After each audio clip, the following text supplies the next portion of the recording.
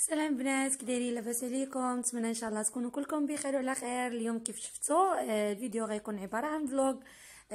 غادي نديكم معايا ديروا معايا واحد الدويره في واحد المحل اللي عجبني بزاف، اللي هو بحال اكسيون تقريبا.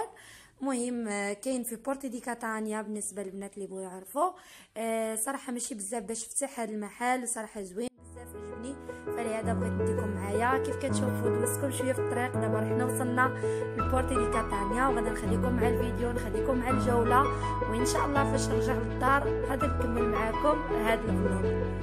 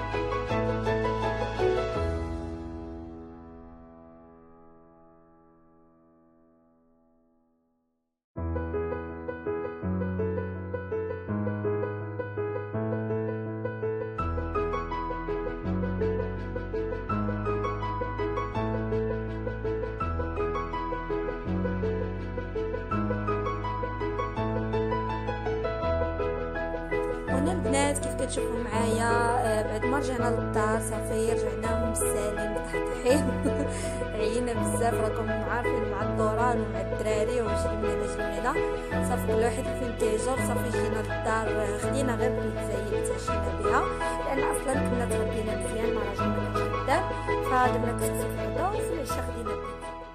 ما صورتش لكم في الليل لان صافي عييت صراحه، قلت خلي حتى الصباح وعاد نصور لكم شنو شريت. كيف ما عودتكم دائما اي خرجه كنتشارك معكم الحويجات اللي كنتقداهم القليل ولا الكثير، المهم داكشي اللي كاين كنتشاركو معكم.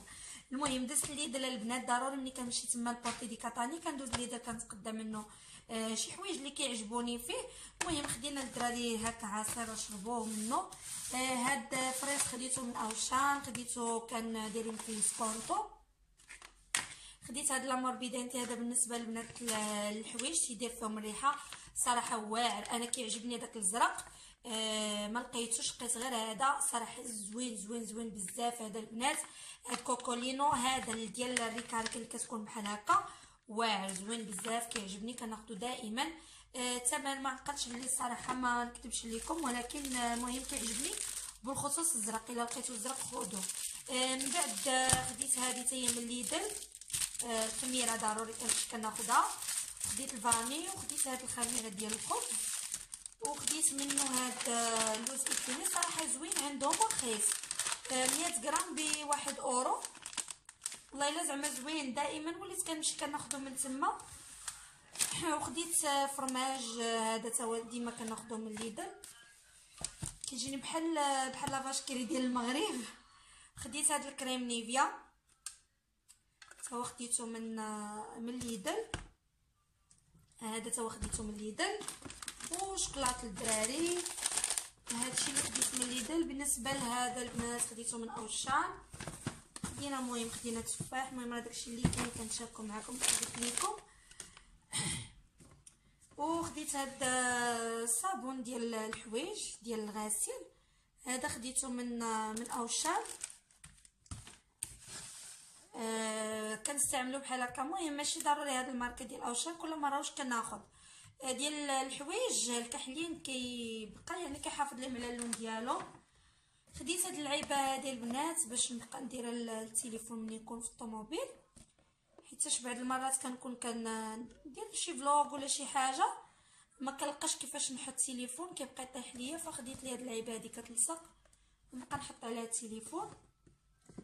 وبالنسبه لهداك المحل اللي درت فيه هذيك الجوله خديت منه هادو. خديت هاد القريعات صراحه عجبني الشكل ديالو، نتوما كتشوفوا دايرين بحال هكا. خديت جوج هادو راه شفتوا معايا الثمن ديالهم دايرين لهم 2 اورو.